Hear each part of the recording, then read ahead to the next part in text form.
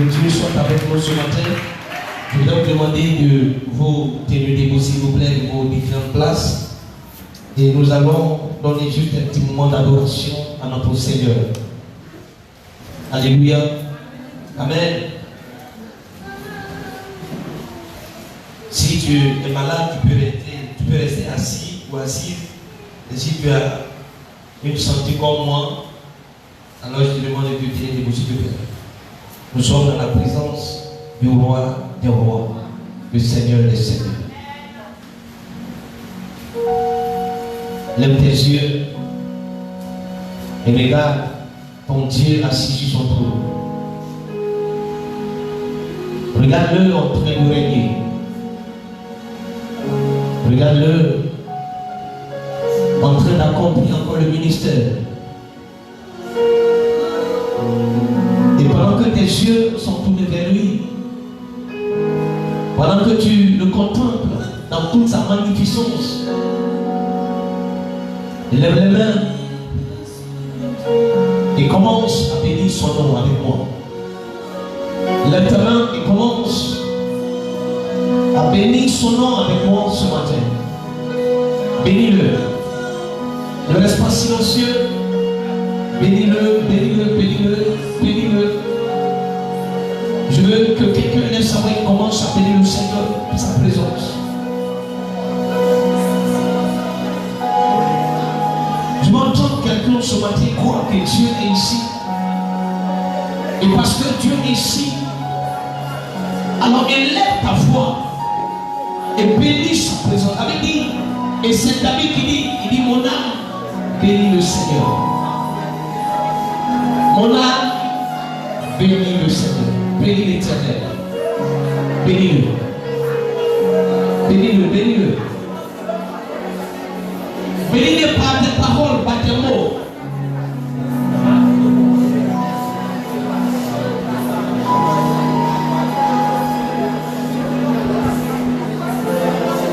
Bénis-le pour tout ce qu'il a fait pour toi.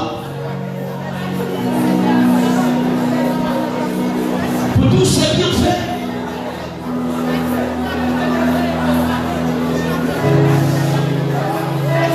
Bénis-le pour son amour à ton égard.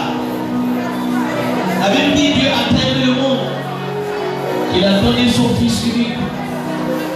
En fait, quiconque croit ne périsse point, mais qu'il a vie éternelle. Il s'est donné à toi par amour. Bénis-le. Il prend soin de toi.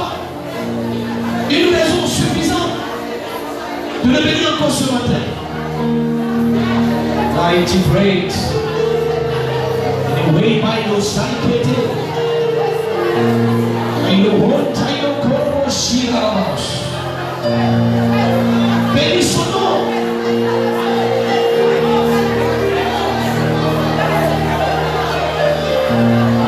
Il a fait tant pour toi et il continue de le faire. La Bible dit il ne sommeille ni ne dort. Pendant même que tu dors, il est assis à côté de toi et il surveille, il te surveille.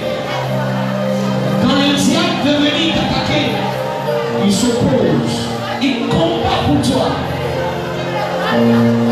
Il combat pour toi.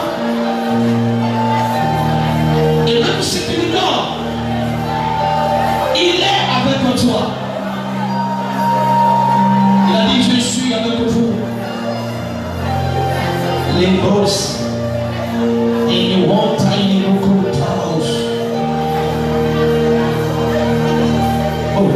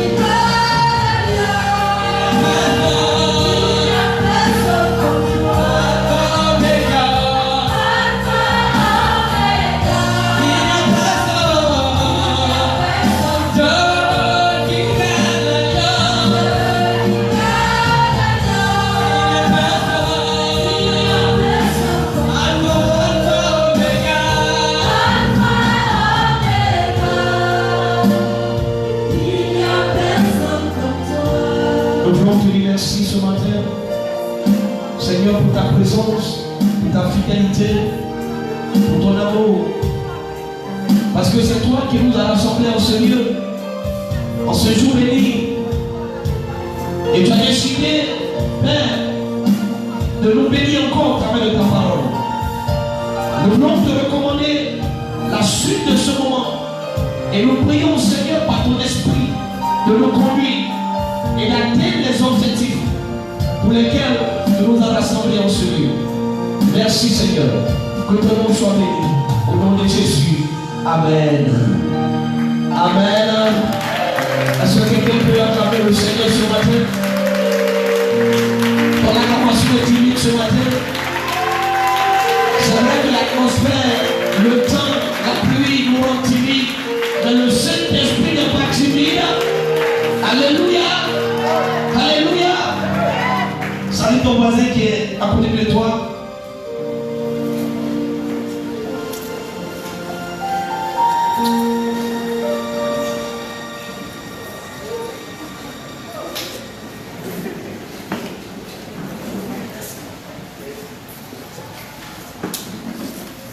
Que le Seigneur nous bénisse ce matin. Je voudrais vous saluer dans le beau et précieux nom de notre Seigneur Jésus-Christ. Que la paix et la grâce de Dieu soient sur la vie de tout et chacun de vous ce matin. Amen, amen. Alléluia. Amen. Beaucoup de nos frères et sœurs sont absents ce matin. D'autres sont en voyage, ils ont signalé leur absence. Et nous prions le Seigneur de les accompagner, d'être avec eux et de revenir avec eux. Amen. Que Dieu le bénisse. Ce matin, le culte va être un peu plus, je dirais un peu plus rapide. Amen. Parce que j'ai une cérémonie tout à l'heure dans une autre église. Donc, je vais aller à l'essentiel. Et puis, je crois bien que le Saint-Esprit va faire le reste. Amen. Est-ce que tu es dans la joie ce matin? Amen. Ta joie n'est pas trop ça. Amen. Est-ce que tu es dans la joie ce matin? Amen. Nous allons prendre nos Bibles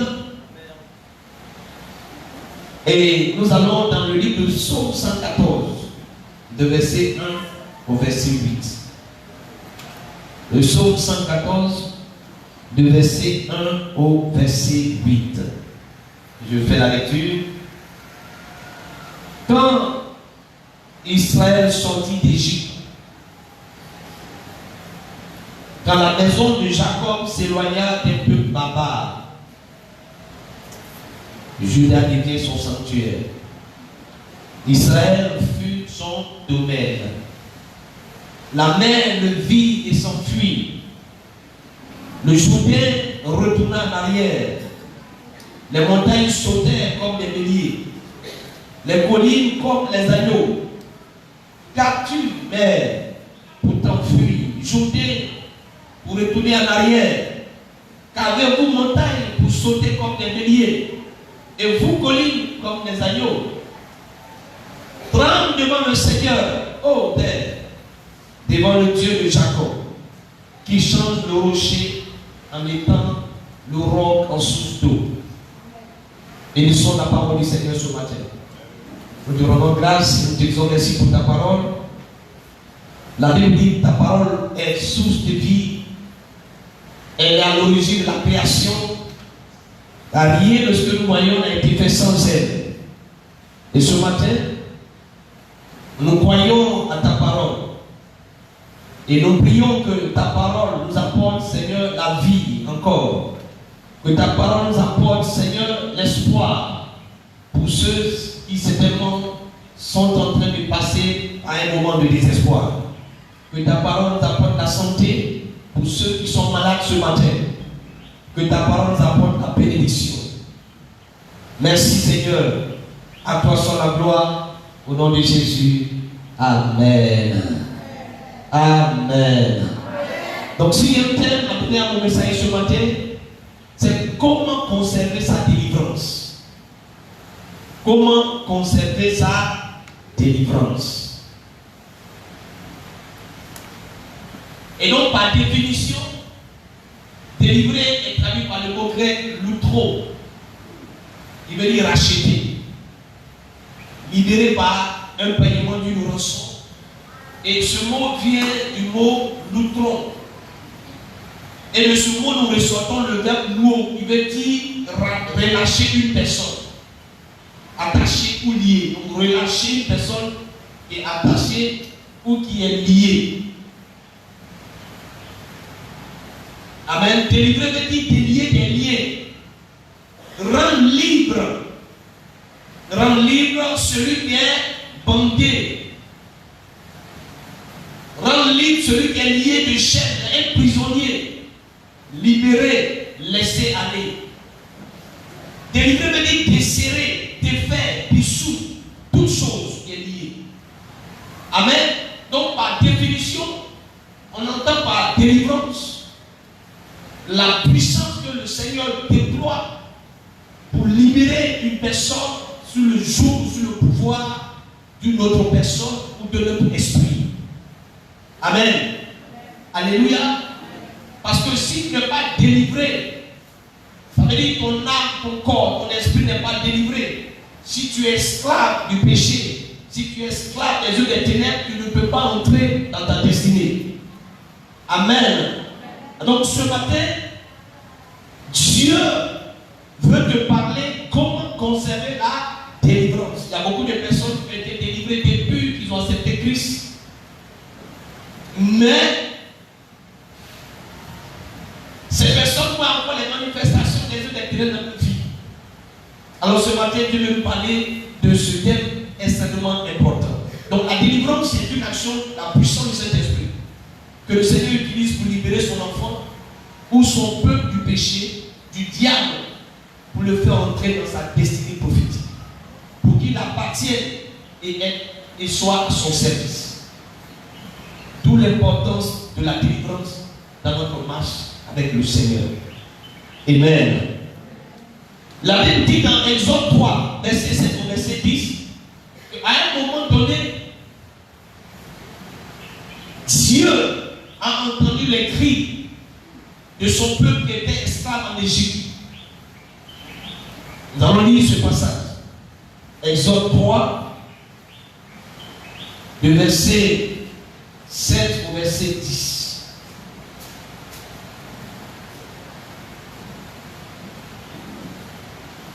Exode 3, le verset 7 au verset 10, dit ceci. L'Éternel dit, j'ai vu la souffrance de mon peuple qui est en Égypte et j'ai entendu les cris que lui font pousser ses oppresseurs, car je connais ses douleurs.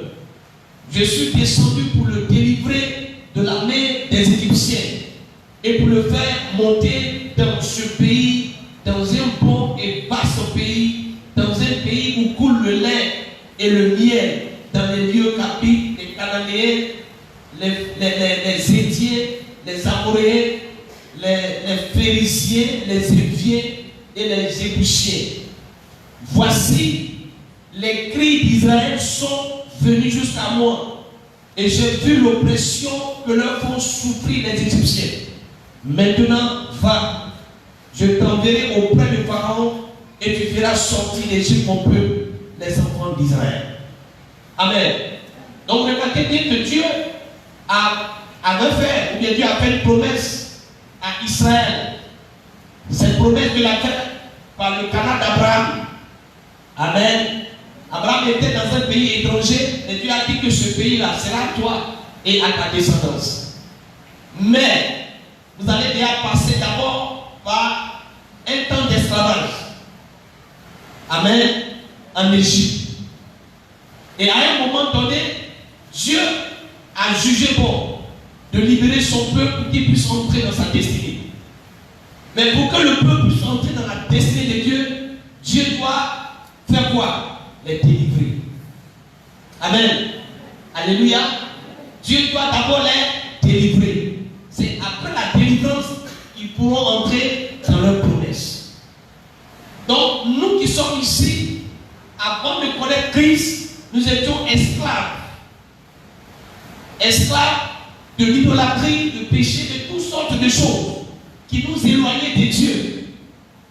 Et donc Dieu a mené son Fils Jésus pour nous libérer de ces choses, pour que nous soyons ses enfants et avoir part à l'héritage. Alléluia. Amen. Alors donc, pourquoi conserver sa délivrance? Pourquoi est-ce que quand Dieu te délivre, tu dois conserver cette délivrance? On voit la réponse dans Matthieu 12, le verset 43 au verset 45. Matthieu 12. Matthieu 12, le verset 43 au verset 45. Lorsque l'esprit impur est sorti de l'homme, il va par des lieux arides, cherchant du repos, et il n'en trouve point. Alors il dit, je retournerai dans la maison d'où je suis sorti. Et quand il arrive, il la trouve vide, balayée et ornée. Il s'en va, il prend avec lui cet autre esprit plus méchant que lui. Il entre dans la maison, s'y établissent, et la dernière condition de cet homme est pire que la première. Il en sera de même pour cette génération méchante. Donc dans ce passage,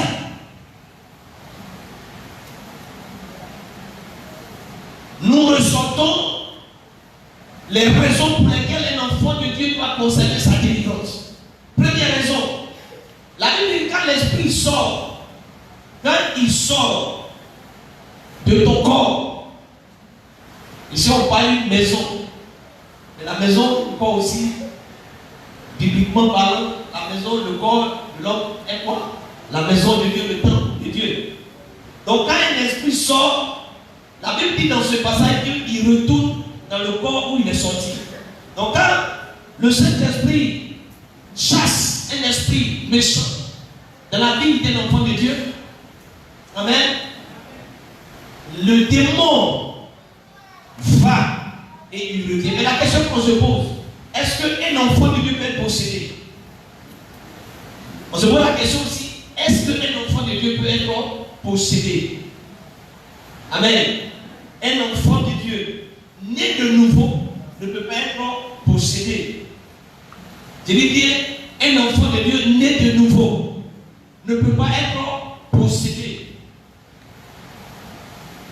Il peut avoir ce qu'on appelle une oppression, c'est-à-dire que de l'extérieur, les attaques. Mais notre Dieu est là pour prendre soin de nous. Amen. Alléluia. Et donc, quand un démon sort du corps d'une personne, la Bible dit, il retourne, il va et puis il revient. Il va, il prend 7 autres démons. Et la Bible précise qu'ils sont plus méchants que lui. Ils sont plus méchants que lui. C'est-à-dire que ce qu'il est venu faire dans ton corps, l'action qu'il est venu mener, qui n'a pas pu, il va chercher 7 autres démons qui, eux, ils sont plus puissants que lui. Ils sont plus méchants que lui. Ils sont plus forts que lui. Et puis, il revient, et la Bible dit qu'il entre à nouveau dans le corps. Et quand il rentre, ils s'y établissent. Et la Bible dit que la dernière condition de cet homme-là est plus pire que la première. La première condition, c'est qu'elle avait un démon. Elle avait un démon qui n'est pas aussi méchant. Un démon qui comprend parfois. Amen. Mais cette fois-ci, il va y chercher 7 autres démons, plus violents, plus puissants, plus méchants. Et quand ils viennent, ils entrent maintenant à nouveau. Il dit bien, quand ils viennent, ils trouvent le corps balayé, orné, où il n'y a même pas la place de Dieu. Il n'y a pas la place du Saint-Esprit là. Et ils viennent, ils entrent et ils s'y établissent. Et cette fois-ci, ta condition sera plus pire que la première.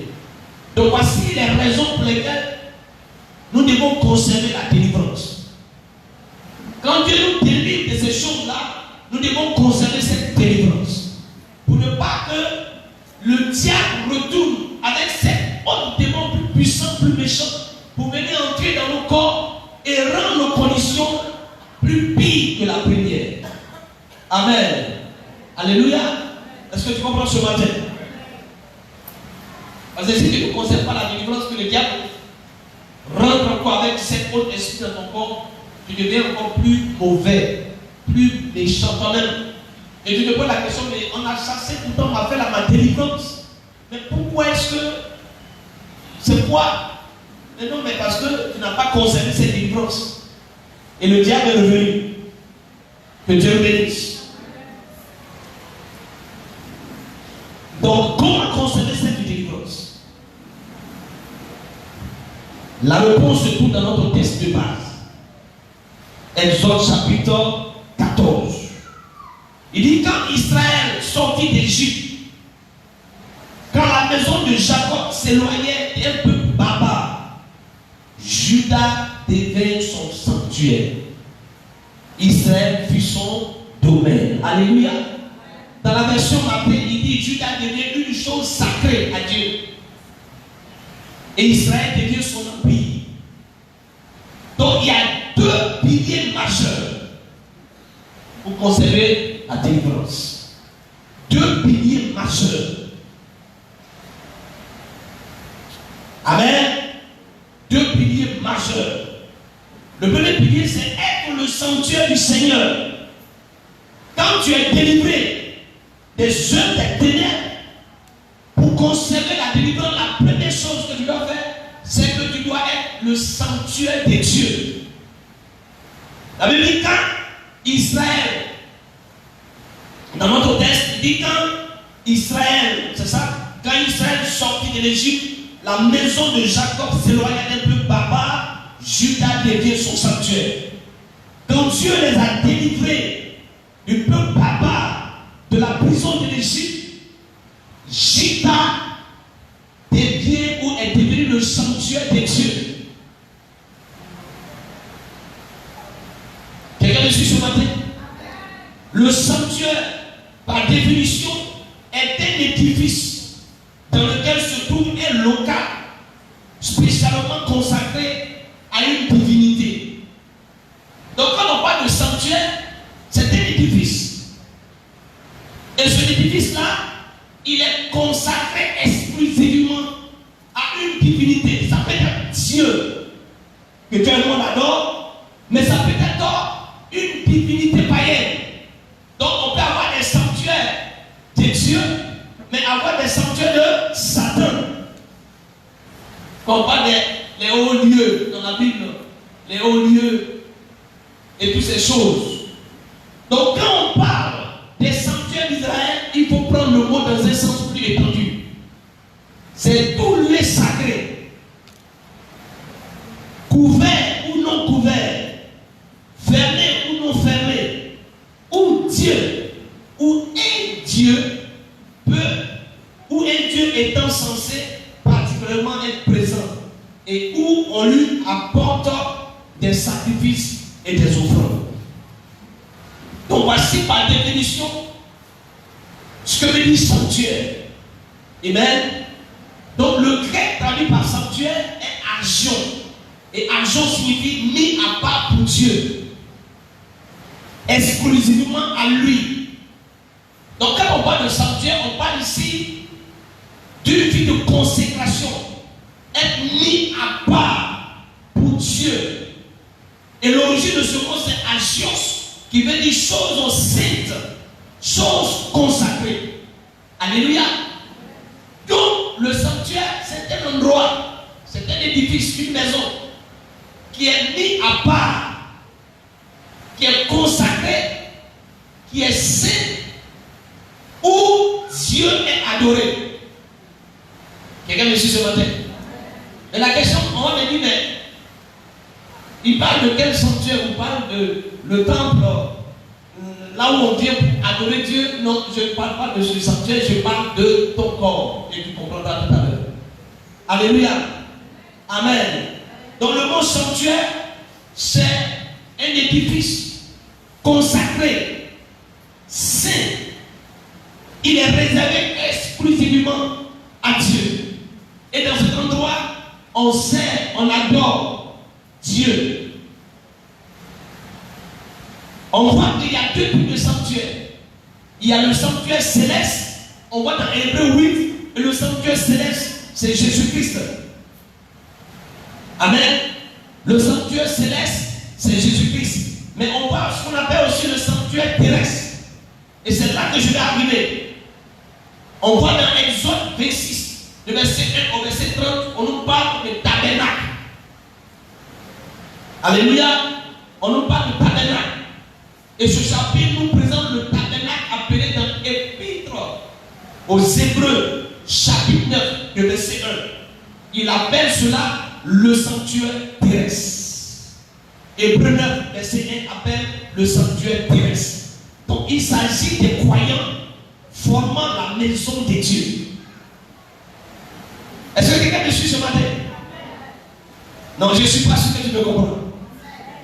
Est-ce que tu me comprends ce matin? Et donc, le sanctuaire dont il est question ici est le sanctuaire terrestre. Le sanctuaire céleste, c'est Jésus. Mais je vais te parler du sanctuaire terrestre. Toi et moi, nous formons ce sanctuaire qui est la maison de Dieu. Et l'apôtre Paul le dit dans 1 Corinthiens 6, de verset 19 au verset 20. Quelqu'un me fait cette lecture-là, s'il vous plaît. 1 Corinthiens 6, de verset 19 au verset 20. 1 Corinthiens 6, 19 à 20. Oui. Ne savez-vous pas que votre corps est le temple du Saint-Esprit qui est en vous, que vous avez reçu de Dieu, et que vous ne vous appartenez point à vous-même, car vous avez été rachetés à un grand prix. Glorifiez donc Dieu dans votre corps et dans votre esprit qui appartiennent à Dieu. Alléluia. Et donc ici l'apôtre Paul dit que notre corps est le sanctuaire de Dieu.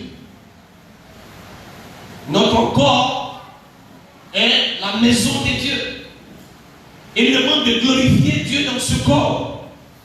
Donc un sanctuaire, c'est adorer, louer, servir, offrir des sacrifices et des offrandes au Seigneur. Lisez-moi Romains 12, verset 1.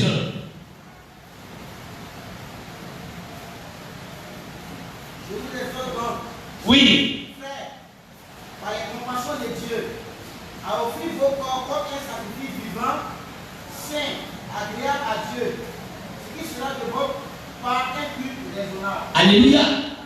Donc quand la Bible déclare que être le sanctuaire de Dieu, cela veut dire que de mettre nos corps à la disposition de Dieu.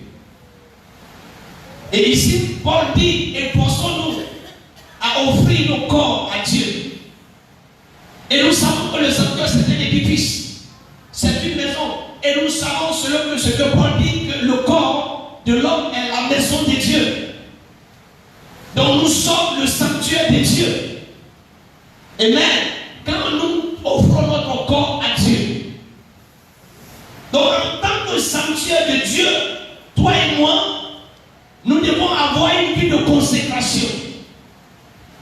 Nous devons avoir une vie de sanctification. Nous devons avoir une vie de louange et d'adoration. Nous devons avoir une vie de service pour le Seigneur. Nous devons avoir une vie de libéralité, c'est-à-dire donner nos biens aussi matériels et financiers au Seigneur pour l'avancement de son œuvre. Voici ce qui se passe dans un sanctuaire.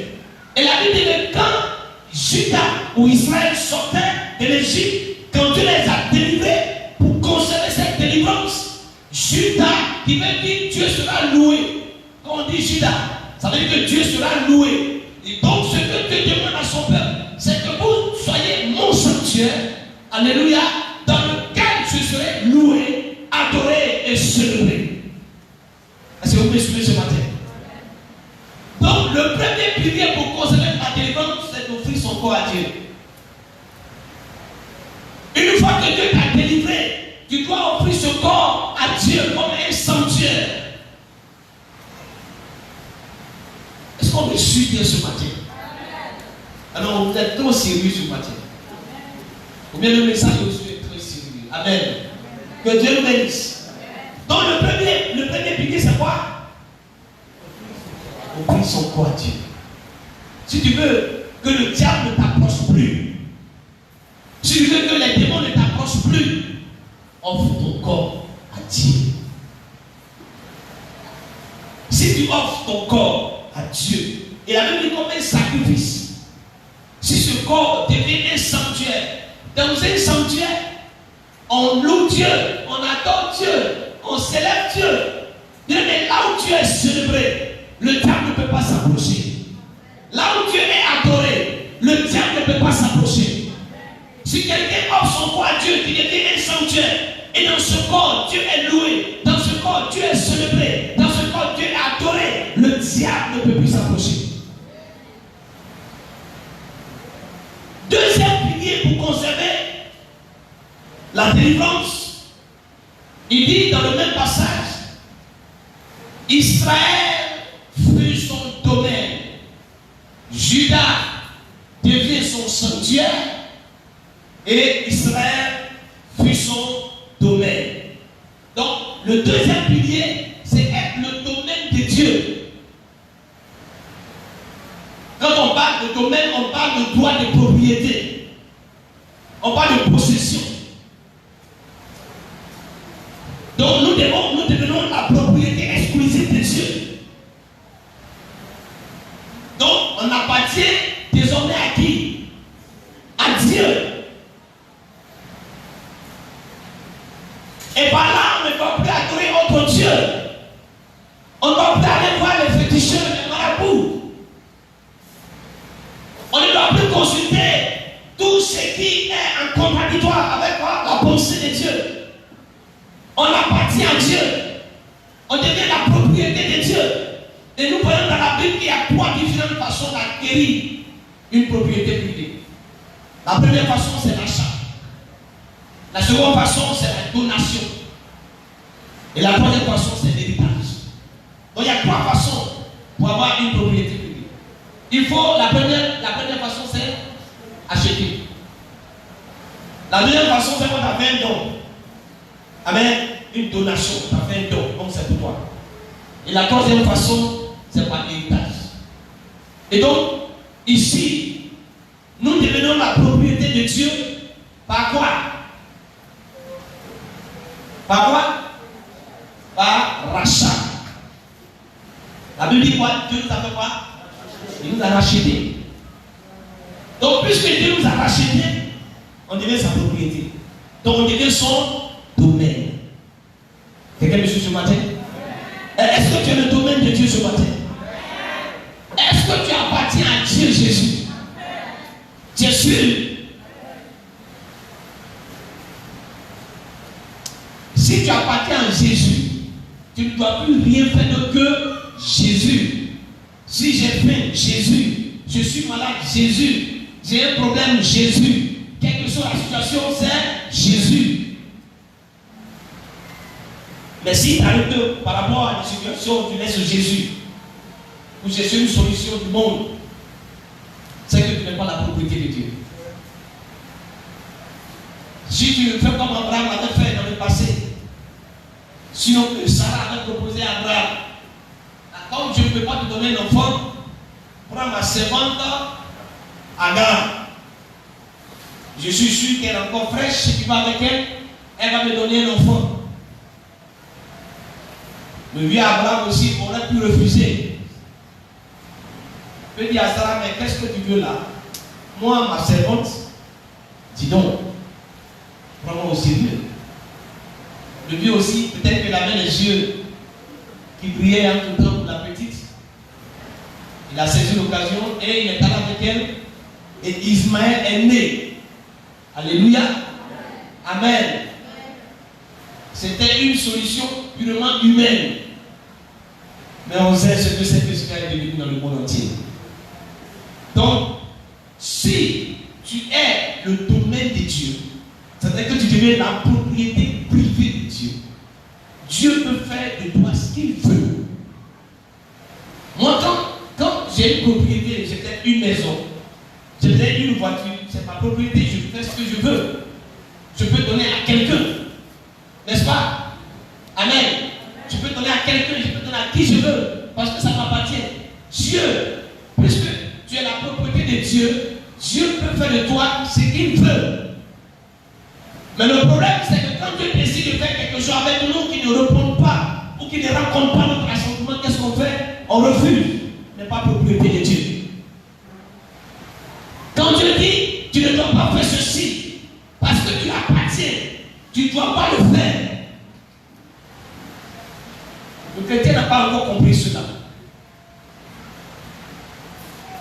Donc nous sommes la propriété de Dieu parce qu'il nous a rachetés. Lisez-moi 1 Corinthiens 6, de verset 9. 1 Corinthiens 6, de verset 9.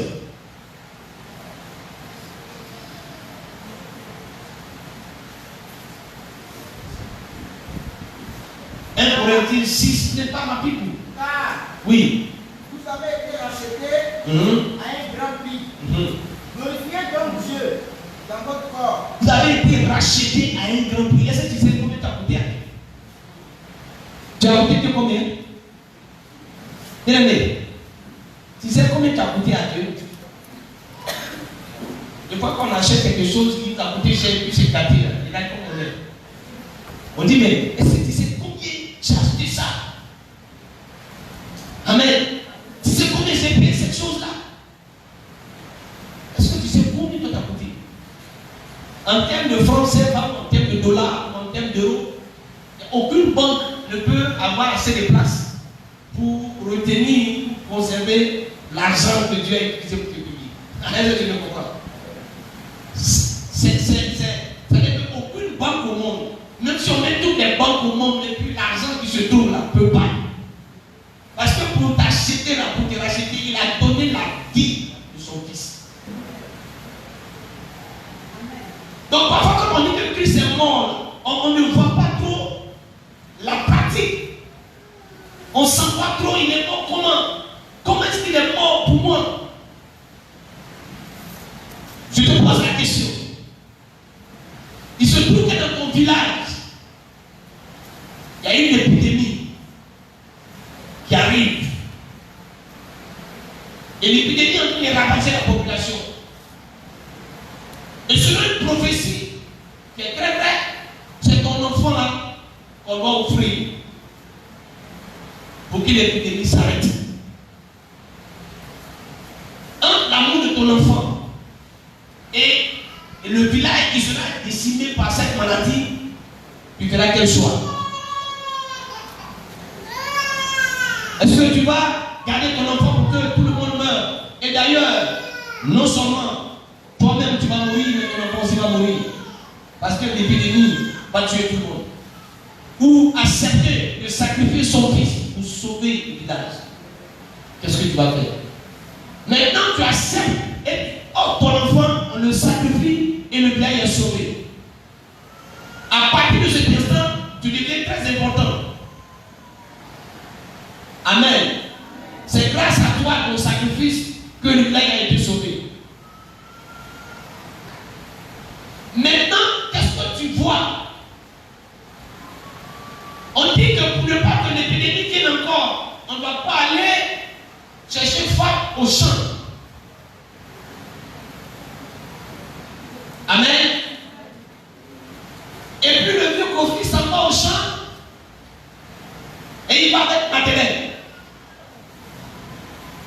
Et toi, tu apprends cela. Quelle sera ta réaction? Quelle sera ta réaction? Tu as sacrifié ton fils, ton enfant. Et Kofi sait très bien ce que tu as fait. Et regardez ce qu'il va faire. C'est la même chose. Dieu a sacrifié son fils pour nous sauver. Pour nous sauver de l'enfer. Et on devient sa propriété. On devient le domaine de Dieu. On appartient à Dieu. Et Dieu nous dit désormais, puisque vous êtes pour moi, voici comment vous devez vivre. Voici ce que vous devez faire et ce que vous ne devez pas faire. Alors donc chaque fois que tu fais ce qui est contraire à la pensée de Dieu, tu dis à Dieu, je ne suis pas ta propriété. Tu dis à Dieu, tu ne m'as pas délivré. Tu dis à Dieu, moi, Jésus n'est pas mort pour moi. Tu dis à Dieu, moi, toi, tu n'es rien pour moi. Est-ce que vous me suivez ce matin? Lisez-moi Jean 1, Jean 5, verset 19. 1 Jean 5, verset 19. 1 Jean 5, 19. Oui. Nous savons que nous sommes de Dieu. Oui. Et que le monde entier est sous la puissance du malin. Vous savez, nous sommes, répète. Nous savons que nous sommes de Dieu. Nous sommes de Dieu. Et que le monde entier est sous la puissance du malin. Le monde entier est sous la puissance du malin. Mais nous sommes de Dieu. Nous sommes la propriété de Dieu. Est-ce que vous comprenez ce que j'en dis? Nous là, nous qui sommes chrétiens, croyants là, nous sommes de Dieu. Mais le monde dans lequel nous vivons est sous quoi? La domination du malin. Donc le monde dans lequel nous sommes, Dieu nous a marqués. Nous sommes dans ce monde, mais nous appartenons à Dieu. Nous sommes la propriété de Dieu. Donc nous ne devons pas vivre comme le monde vit. Est-ce que quelqu'un me comprend? On n'a pas su le monde, mais on suit le Seigneur. Parce que nous appartenons à Dieu. Tu es le domaine de Dieu. Lisez-moi Romains 14, verset 7, verset 8. Pour mieux comprendre. Romains 14, verset 7 à 8. Oui. En effet, nul de nous ne vit pour lui-même. Nul de nous ne vit pour lui-même. Et nul ne meurt pour lui-même. Nul ne meurt pour lui-même. Car si nous vivons, Car si nous vivons, nous vivons pour le Seigneur. nous vivons pour le Seigneur. Si nous mourons, Si nous mourons, nous mourons pour le Seigneur. nous mourons pour le Seigneur. Soit donc que nous vivions, Oui. soit que nous mourions, nous sommes au Seigneur. Nous sommes au Seigneur. Nous vivons pour le Seigneur.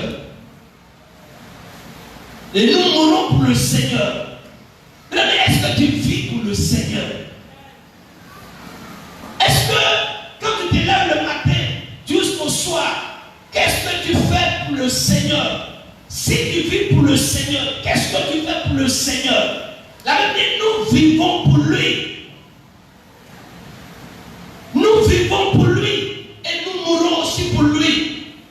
Soit que nous vivons ou que nous mourons, nous appartenons à qui? Au Seigneur. Nous sommes pour le Seigneur. Est-ce que tu vis pour Christ? Ce matin, quand tu t'es levé, quelle était ta première pensée? Quelle était la première pensée? Quelle était la première phrase qui est sortie de ta bouche? Mon premier réflexe, c'était quoi? Est-ce que nous vivons pour lui? Est-ce que nous vivons pour lui?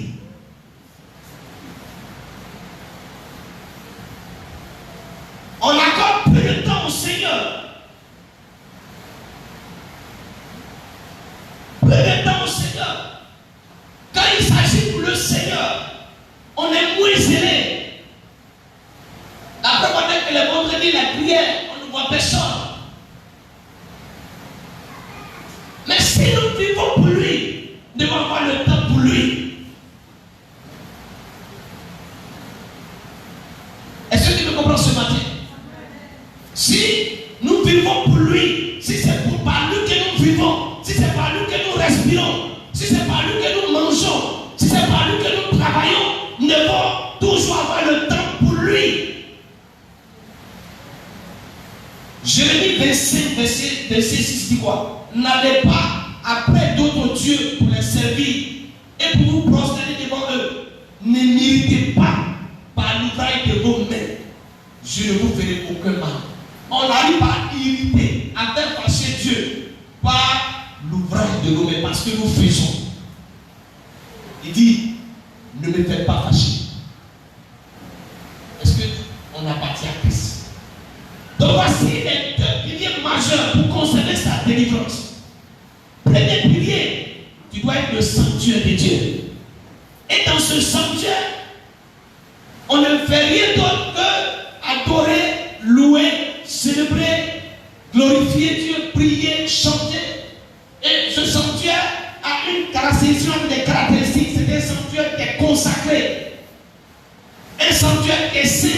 Tu ne peux pas dire, Seigneur, voici mon corps t'appartient. Et ce corps n'est pas consacré à Dieu. Ce corps n'est pas mis à part pour Dieu. Et dans ce corps, il y a des choses qui se font, qui n'ont pas le Seigneur.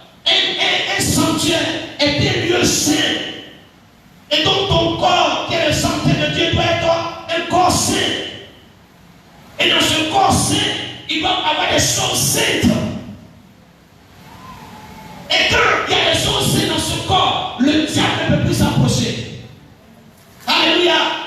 Quand tu passes, le diable même, il va louer. Quand tu marches, le diable va louer. On n'a même pas besoin de parler, de prononcer le nom de Satan. Parce que lui-même ne peut même pas t'approcher.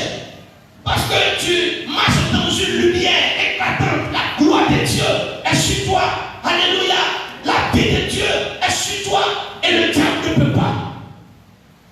C'est pour ça, l'église évangélique, de ce que nous sommes en train de voir, n'est plus l'église selon Dieu, selon la pensée de Jésus. Il dit, Pierre, sur toi, je bâtirai mon église. Il dit, les portes des séjours des morts ne prévaudront point contre cette église. Mais qu'est-ce que nous sommes en train d'assister? L'église aujourd'hui est faible.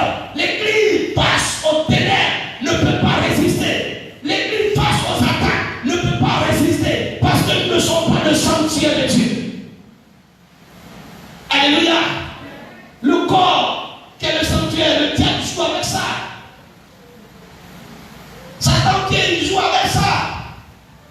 Il n'y a rien.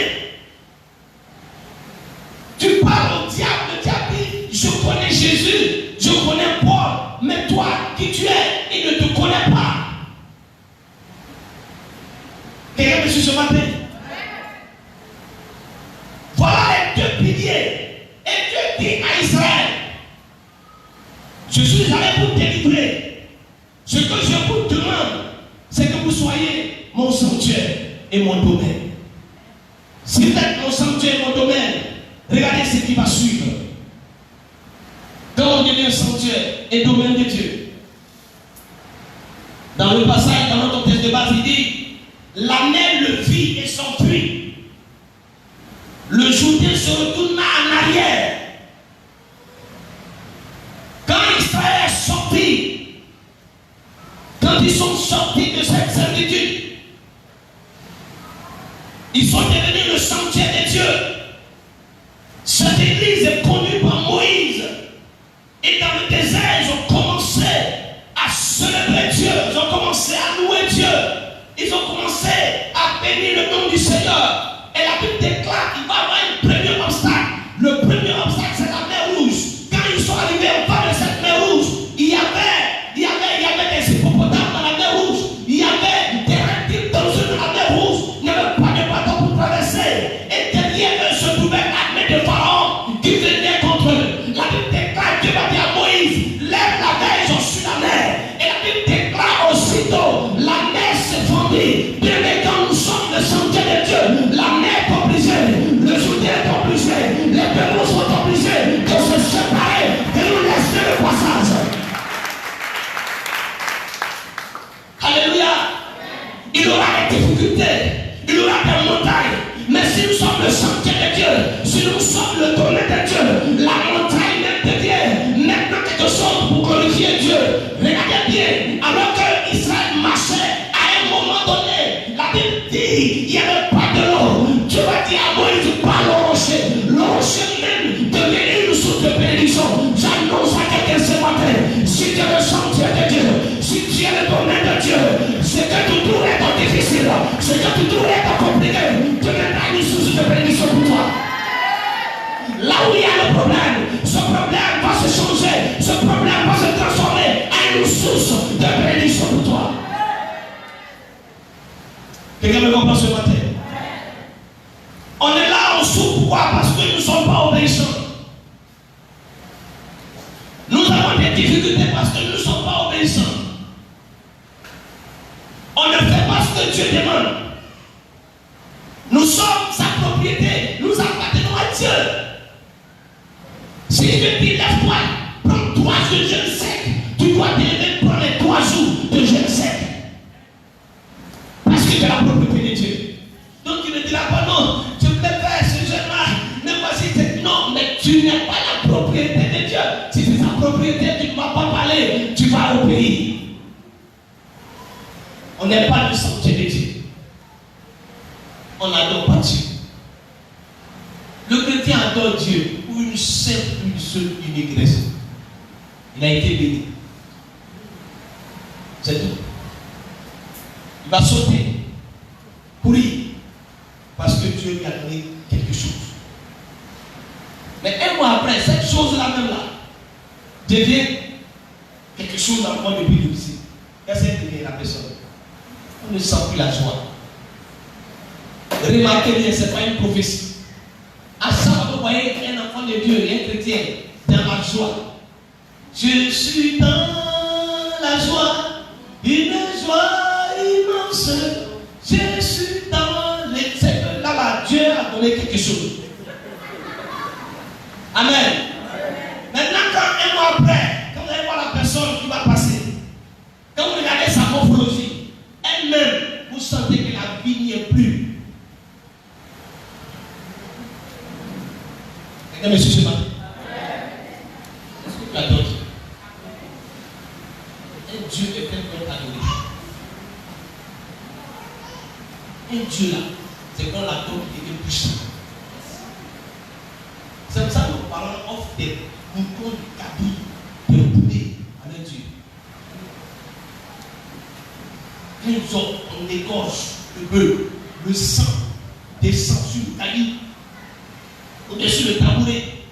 Quand le sang coule, plus le tabouret devient noir, plus l'idole, le démon qui est dans ce tabouret devient plus fort. Et il en vient encore plus de poids, encore le sang. Il va encore utiliser, cette fois-ci c'est 5 bœufs. Après il dit le sang humain. Parce que là, si vous me donnez le sang humain, je deviens encore plus fort. Mais comment est-ce que tu peux pas allumer le feu de Dieu en toi? La Bible dit, quand ils sont devenus le sentier de Dieu, ils ont pris le chemin. Regardez ce que la Bible dit. Il dit quoi? La mer le vit et la mer s'enfuit. Est-ce que tu me comprends? Quand ils ont commencé à marcher, la mer dit, mais qui sont ceux qui arrivent? Mais qu'est-ce qui se passe? La mer demande à l'océan, mais la mer demande à la rivière. Mais mon voisin, qu'est-ce qui se passe? Il dit, mais tu vois quoi? Mais je vois un peuple qui vient. Mais ce peuple-là est différent. Alléluia. Je vois le peuple qui vient. Mais ce qui est étonnant, c'est que devant ce peuple, il y a un feu qui est allumé devant eux. La mer le vit et la mer s'enfuit. Le Jourdain se retourna en arrière. Le Jourdain dit, le Jourdain c'est quoi? C'est la mort, le symbole de la mort. Et donc quand la mort voit celui qui est le sentier de Dieu, quand la mort voit celui qui est la propriété de Dieu, la marque de Dieu, la mort est obligée de se retourner en arrière. Alléluia. Le démon est obligé de se retourner en arrière. Mais dans Matthieu, il dit quoi? Quand un démon sort, il va chercher ses autres démons et il vient entrer dans son corps. Mais si tu es le sanctuaire de Dieu, si tu es le domaine de Dieu, pendant qu'il est sorti, il ira chercher ses autres démons. Il va leur dire, venez avec moi. Mais quand ils vont arriver, ils vont te regarder. Ils vont te regarder. Ils ne te voient plus. Ils vont te regarder. Ils voient maintenant assis sur le trône élevé. La gloire de Dieu assis là se manifester. La puissance de Dieu en train de se manifester. Et le diable dit, mais tu nous as trompés. Tu nous as dit que c'est ton domaine. Tu nous as dit que cette personne t'appartient. Mais elle ne t'appartient pas parce qu'il y a quelque chose qui se trouve dans son corps. Il dit, je n'ose pas m'approcher. Je n'ose pas m'approcher. Ils sont obligés de fuir. Mais comme un chrétien, on chasse un démon. Le lundi, on chasse un démon. Le mardi, on chasse un démon. Le mercredi, on chasse un démon. Le jeudi, on chasse un démon. Tu n'es pas encore chrétien. Non, non, non, non, tu n'es pas encore enfant de Dieu. Un enfant de Dieu, quand il passe, le diable fuit. Un enfant de Dieu, quand il passe, les opportunités, les portes s'ouvrent. Quand il marche, on sent l'onction sur lui. Quand il marche, on voit la puissance sur lui. Quand il marche, on voit les témoins qui l'accompagnent. C'est ça, un enfant de Dieu. Alléluia. Un enfant de Dieu où tout on y sort. Dès que le diable sort, il t'attend là à la porte de l'église.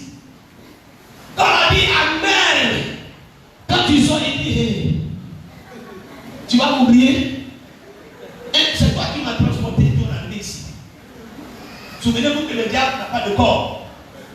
Il est immatériel, donc il cherche un corps. Donc ce matin, il est venu en toi. Tu l'as transporté. Comme lui, il n'aime pas adorer Dieu. Il n'aime pas louer Dieu, il est resté là-bas. Et il t'attend, c'est ton colis. Amen. Quand tu finis, tu sors et tu dis, tu vas où? On garé, il y a monté en parti. Ta maison là, tu vois tout ce qui se passe là-bas, ça me plaît où? Ça va quand tu fais par là, ça me plaît où? Toi et puis, monsieur, vous pensez, ça me plaît où? Les enfants aussi, t'insultent, ça me plaît où? Je veux continuer encore à rester là-bas. Alléluia. Mais quand tu es le sanctuaire de Dieu, quand tu es le domaine de Dieu, après ce culte, s'il y a réellement, tu deviens réellement le sanctuaire de Dieu après ce culte. Si tu deviens la propriété de Dieu après ce culte, quand tu vas sortir, il va te regarder. Il va dire, mais qu'est-ce que je vois? Il dit, est-ce que je vois bien? Mais qu'est-ce qui se passe? Il veut t'approcher, mais il ne peut pas t'approcher. Il veut te toucher, il ne peut pas te toucher. Parce que quelque chose s'est passé. Alléluia. Et il va rester en train de se promener, il ne peut plus entrer dans ton corps. Il ne peut plus te suivre pour faire quoi que ce soit. Il va chercher d'autres personnes. Il regarde, il voit des gens qui passent. Et ces personnes qui passent ne sont pas le domaine de Dieu, ne sont pas la propriété de Dieu. Il va, il entre dans leur corps et puis ça va avec eux. Mais toi, il ne peut plus te suivre. Toi, il ne peut plus te tourmenter. Toi, il ne peut plus te persécuter. Il ne peut plus t'empêcher. J'ai mal au cœur. Mon cœur saigne. Quand le chrétien dit, je suis bloqué. J'ai mal au cœur que le diable arrive à empêcher l'enfant de Dieu d'entrer dans sa bénédiction. Mon cœur saigne. Quand l'enfant de Dieu ne peut pas voir ce que Dieu lui a montré, quand il ne peut pas posséder ce que Dieu lui a dit de prendre, mon cœur saigne. Pourquoi? Parce qu'il y a quelqu'un qui s'appelle Satan. Mais Satan, il est qui? La Bible me dit dans Colossiens 2, verset 14, au verset 15, il dit Jésus l'a dépouillé de toute autorité. Je vois Satan comme quelqu'un qui n'a plus d'autorité. Je vois Satan comme quelqu'un qui n'a plus de pouvoir. Je vois Satan comme quelqu'un qui n'est rien. Je le vois comme un sans domicile fixe.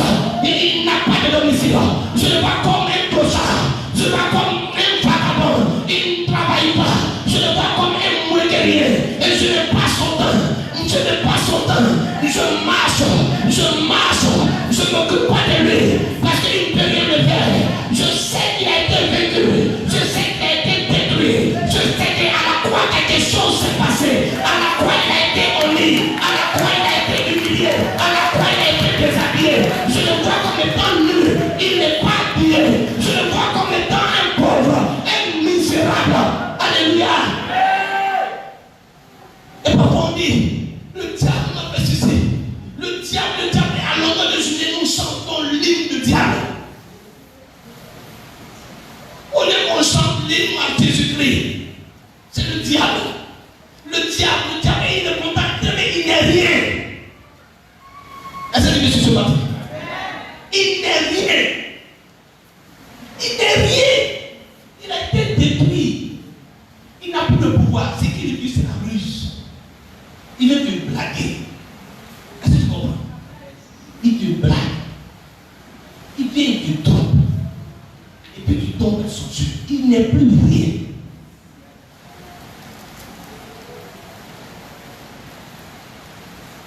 Alors donc, quand tu deviens le domaine et tu deviens le sanctuaire de Dieu, il y a toi la domination sur les créatures de Dieu. Tu domines sur la créature de Dieu. Tu domines sur la créature de Dieu. Dit la mer vue et s'enfuit. Le Jourdain se retourne arrière. Les montagnes ont commencé à sauter. Les collines comme des agneaux. Israël ne s'occupait pas des marches. C'est les collines qui fuient. Les collines, ce sont des problèmes. Les collines, ce sont des obstacles. Ce sont des persécutions. Mais tu vois, il n'a pas de temps pour ça. Eux, ils s'en vont. Ils s'en vont où?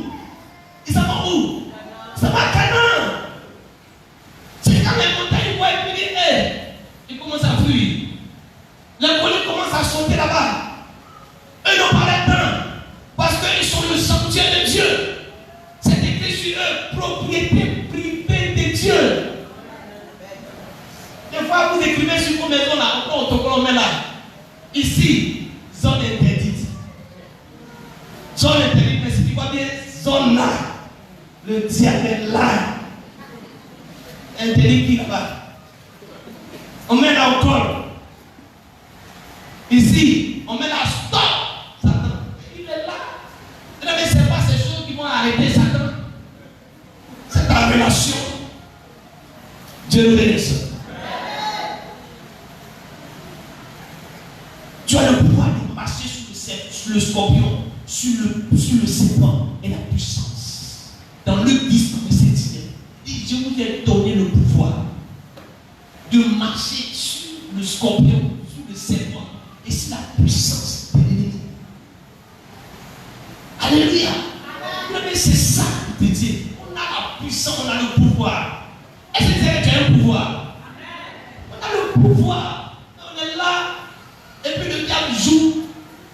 Il met du sang pour la checker. Amen.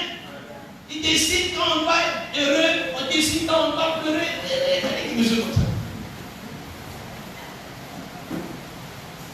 Quand on est sanctuaire et le domaine de Dieu, on reçoit quoi? Le bouclier et le secours de Dieu. Dans le psaume 115, de verset 9, il dit quoi? Israël, confie-toi à l'Éternel. Il est leur secours et leur bouclier. Maison d'Aaron, confie-toi à l'Éternel. Il est leur secours et leur bouclier. Vous qui créez l'Éternel, confiez-vous à l'Éternel. Il est leur secours et leur bouclier. Regarde, quand tu es le sanctuaire et tu es le domaine de Dieu, Dieu devient ton bouclier et ton secours. Il devient pourquoi le bouclier, c'est quoi? Bouclier, c'est une arme que les Romains utilisaient pour empêcher les flèches de les atteindre. C'est une arme de protection. Et donc Dieu devient ta protection. Si les flèches sont lancées, ça ne peut pas taper. Sorcier dans quel sont sorciers comment? Lui-même quand il te voit, il a peur de toi.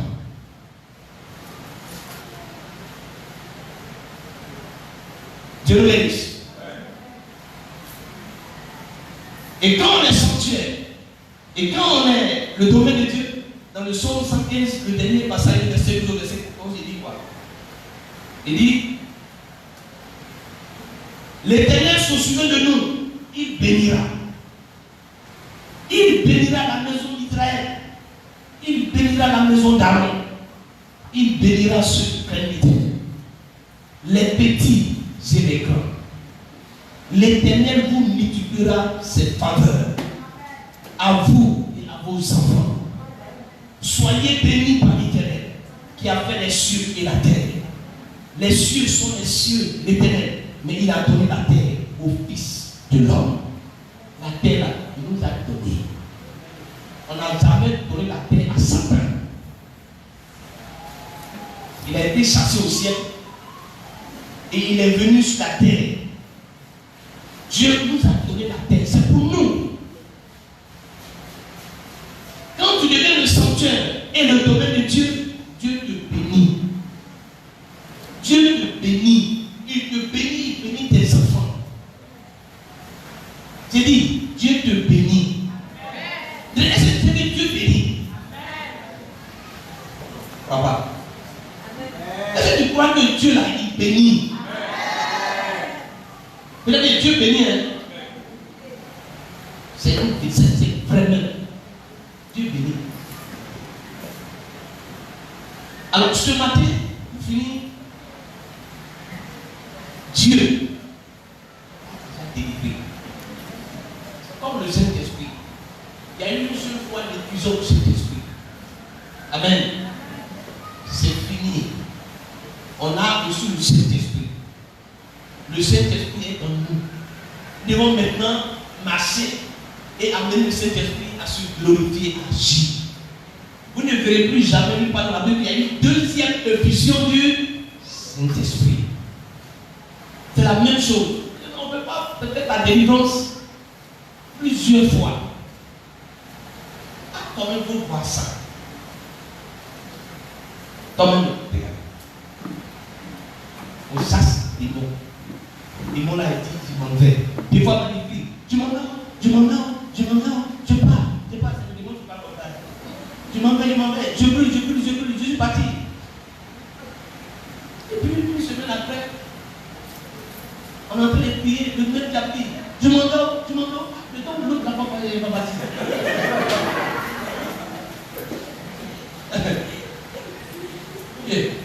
La dernière fois là, il n'est pas parti. C'est lui qui disait, ils m'ont dit, qu'est-ce qui s'est passé pour que une semaine après, il dit encore, ok, ils sont tellement nombreux, et il y a une première vague. Une première vague qui est partie.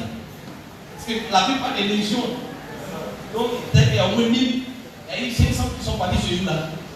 Il y a eu 500 qui sont restés. Amen. Non, soyons sérieux. Soyons sérieux. Vivons la parole de Dieu. On passe tout notre temps à combattre plus le diable. Est-ce que vous comprenez? On sait qu'il est là. Mais il y a des choses qu'on fait. Lui-même là, il tombe dans l'oubliette. Il y a des choses qu'on fait, ça le fait. On passe notre temps à aller à faire la colère de Satan et puis on n'a pas le temps de réclamer les promesses de Dieu. Alléluia. On n'a pas le temps de réclamer les promesses de Dieu. On n'a pas le temps de prier pour dire Seigneur, bénis-moi. On remet tes combats. Que Dieu bénisse. Ce matin, voici les deux. Ça, c'est le secret que je te donne. Sois le sanctuaire de Dieu. C'est-à-dire que donne ta vie, ton corps à Dieu. Que ce soit consacré et que ce soit saint. C'est tout. C'est tout, c'est pas compliqué. Seigneur, voici mon corps. Moi, je t'offre. Ça, c'est le sanctuaire. Amen. C'est le sanctuaire, je te donne ça. Et ce corps-là, tu le préserves pur, saint, consacré. Il ne faut pas aller faire ce qui n'ont pas le Seigneur. Ça, je vais pour le répéter. Peut-être qu'on finit par diminuer dans l'église parce qu'il y a des gens qui n'aiment pas qu'on parle ces choses. Et moi, je ne suis pas ici pour te faire plaisir. Amen. Je suis ici pour te conduire là où Dieu veut que nous soyons. C'est là-bas, il m'en aide. Donc, il te plaît de me suivre ou bien de ne pas me suivre. Mais je ne vais pas caresser dans le sang du poil. Je suis désolé. Mais ce qu'il va dire, ton âme va être touchée. Et puis, quelque chose va se produire. Il va avoir un choc. Pour dire non. Dieu doit changer. C'est ce que je cherche. Pour que je sois transformé. Pour que je entre dans ma bénédiction. C'est de ça que je vous parle. Alléluia. Amen. Amen. Donc ce matin, sois le sanctuaire dans ton corps. Il y a des choses qu'il faut laisser tomber. Ça n'apporte quoi? Rien. Ça n'apporte rien. On a fait tout ça aussi. Aussi plus nightclub. Amen. Au Japé. Madame. Ma popolo.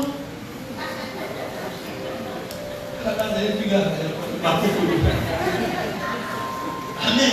On a fait tout ça.